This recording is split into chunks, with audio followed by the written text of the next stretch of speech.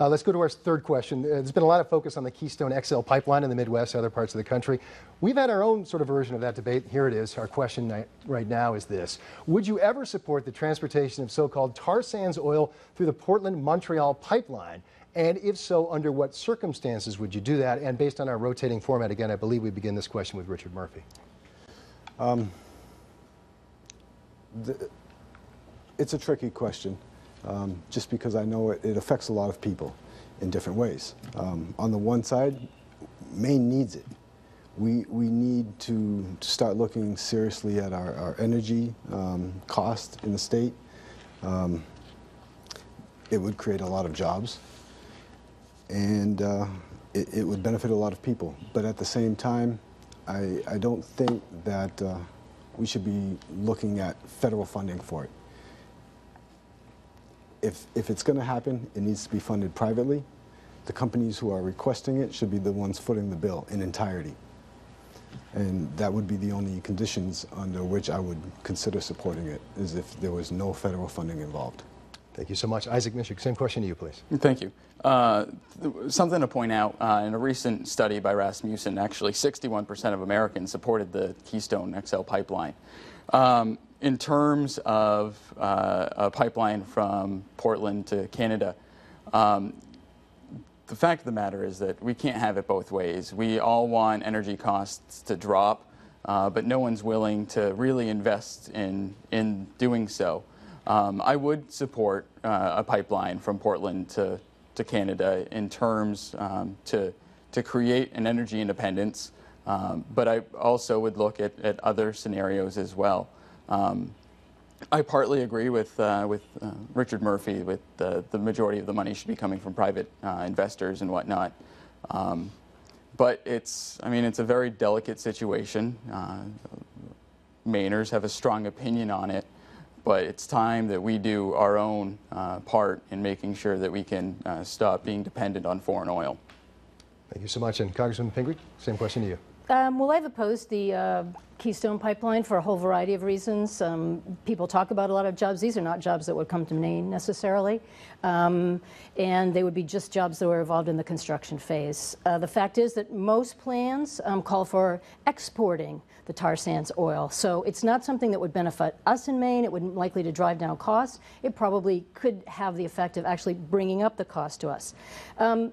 Reversing the pipeline, which has been talked about, to bring it through Maine, the existing pipeline is an old pipeline. It goes very close to Sebago Lake, which is the water supply for Portland and much of this part of the state. So I think we're talking about potential environmental hazards.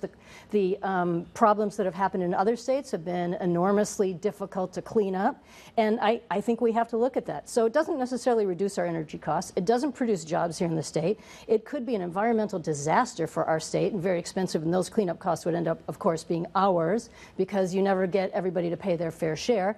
And I would also say, you know, it's just not what we should be doing about energy. I am very concerned about reducing energy costs, but now's the time we should be investing in renewable energy, whether it's wind power, tidal power, solar power, weatherizing our homes. There's a lot we could be doing. This is not a good idea. And so you say you do not believe the jobs that would come from this would be in Maine. And just be clarifying, you're not just saying you're opposed to the Keystone. You are opposed to using the Portland-Montreal pipeline as well.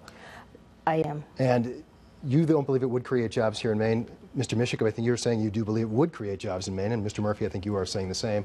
Mr. Misiuk, go ahead. Well, I don't think it, I agree that it's going to only create temporary jobs for the time being, which, even temporary jobs are better than no jobs whatsoever. But the thing to keep in mind is there's a lot of talk about sustainable or alternative energy sources, including wind power. However, from what I've seen, it hasn't fully been worth the investment as of yet. I think that we have, I can see wind power becoming something, but as of right now, I don't see the effectiveness of wind power, but I do support the alternatives of hydro.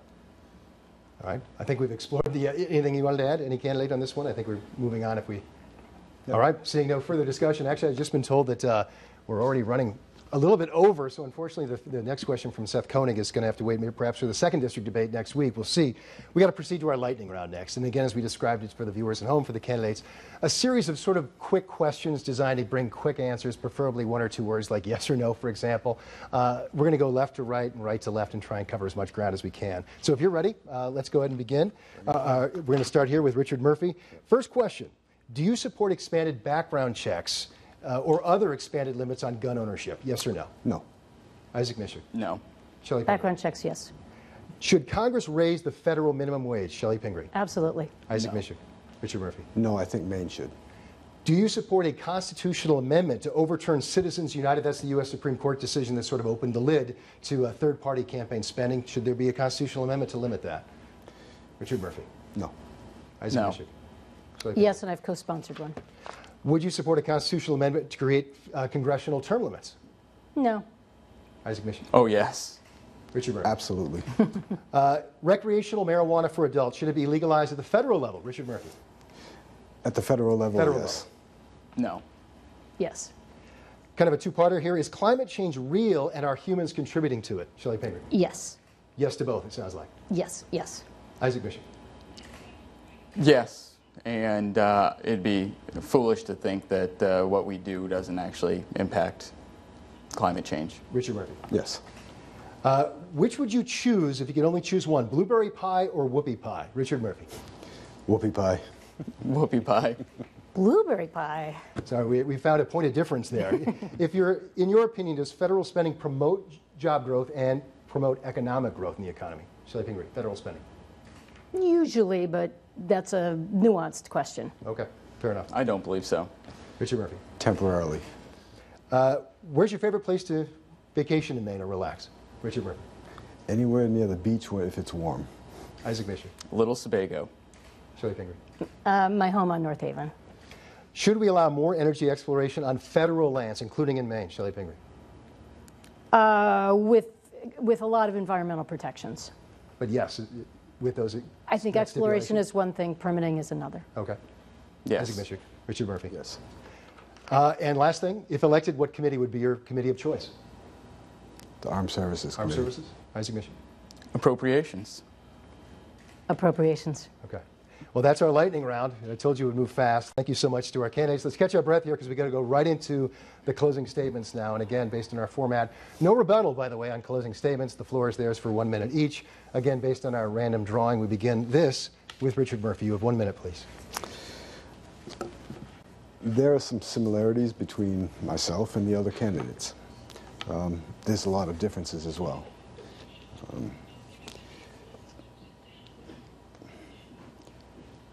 I've made a lot of guarantees that other candidates haven't, and the voters can go on my website and look it up and see what I'm a lot more about me and what I believe in than they can see right now in this short period of time.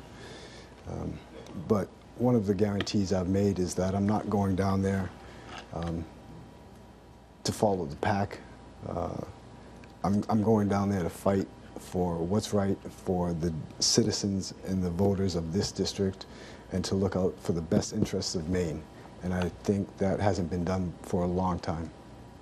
Thank you so much. Isaac Misiuk, you have 1 minute, please. Well, thank you, Greg. I'd like to thank Channel 13, and I'd like to thank all the viewers at home. The one thing I'd like to stress is this election isn't about being Republican or being Democrat or being independent. This election is about where our country is headed and our great state of Maine. One of the things, or a few things that we need to do to make sure that we can be prosperous is we need to reduce our energy costs. We need to balance the budget, reduce spending. We need to make sure that the southern border is secure to prevent terrorism, guns, drugs from entering the United States. And lastly, we need to prevent members of Congress from using Social Security as their piggy bank. I really hope that you've liked what I've had to say this evening, and I would really appreciate your support on November 4th. Thank you. Thank you very much. And Chellie Pingree, the floor is yours. 1 minute, please. Thank you very much. Thank you to my two opponents and to Channel 13 for having us here tonight, and to the viewers at home for watching this. I have been very honored to serve for the last 6 years. It's a frustrating time to be a member of Congress. We have enormously challenging issues before us, and as you may have heard, Congress is not very popular right now. I understand people's sense of frustration, and all I can promise the voters is that I do my very best to represent the people of Maine. I do my very best to find ways to work across the aisle with Republicans and Democrats to solve some of the very challenging issues we have before us, whether they're international issues, affordable health care, assistance to small businesses, or the things that we can do right back here in the district to help small farmers to expand their opportunities, to help veterans to make sure they get their medals and the benefits that they deserve. Sometimes it's just making sure that the cruise ships buy lobsters right here in Maine. I'm very dedicated to our state. I bring the experiences I have as a mother, a small business owner, and a member of a community to my job every day. I appreciate your support very much, and I hope that you'll vote for me this November. All right, well, thank you to all three candidates. We really appreciate your time here today. And a big thanks, of course, to our media partners at the Bangor Daily News, including Seth Koenig, who joined us here tonight. And we want to thank those who've been listening to us live streaming on the Bangor Daily News website. And as always, a big thanks to our viewers out there. Do want to let folks know, again, each one of these folks has a website where you can follow what's going on. And you can go to our website as well, on the Bangor Daily News website, to learn more. In addition, this is just the first of our series of 4 debates. Our next debate is 1 week from tomorrow, featuring the candidates for Congress in Maine's 2nd District. And be sure to stay with CBS 13, Fox 23, and the Bangor Daily News from now right through November 4th. That includes award-winning election night coverage that you'll get November 4th, including live reports from the headquarters, those campaign headquarters all across the state, up-to-the-minute results. Bangor Daily News, CBS 13 are the best at that, and of course, instant expert analysis as well. In the meantime, this does conclude your Vote 2014 1st District Congressional Debate. Thanks so much for your time. CBS 13 News at 6 is next.